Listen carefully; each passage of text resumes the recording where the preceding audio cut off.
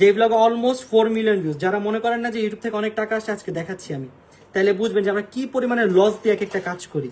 ভাই শুনেন, এটা আমি দেখাইতে চাই না, বাট কিছু মানুষ মনে করেন যে আমি ইউটিউব থেকে অনেক অনেক হাজার হাজার কোটি কোটি টাকা কামাই, তাদের জন্য আমি দেখাচ্ছি। ওয়েট, আমি একটু বের করি। যেটা আমার সবচেয়ে ফার্স্ট যে ব্লগটা পোস্ট হয়েছে, সবচেয়ে মোস্ট ভিউজ ব্লগ, এই ব্লগটা দেখেন, 4 মিলিয়ন ভিউজ। ঠিক আছে, চ্যানেল ব্লগে যাচ্ছি আমি, আপনাদের দেখাবো আজকে, লাইভ দেখাবো আমি কত পেয়েছি ইউটিউব থেকে। দাঁড়ান, তাহলে বুঝবেন যে মনে করেন না যে অনেক কোটি কোটি টাকা পাই। পেয়েছো তুমি? ও মাই গড, দেখেন ও মাই গড, চায়নার ব্লগ থেকে দেখেন 600 মাত্র $691। এই $691 মধ্যে দাঁড়ান, একজনের ফ্লাইটের টিকেটের না টাকা না ওয়েট, আমি ক্লিয়ার করি। $691।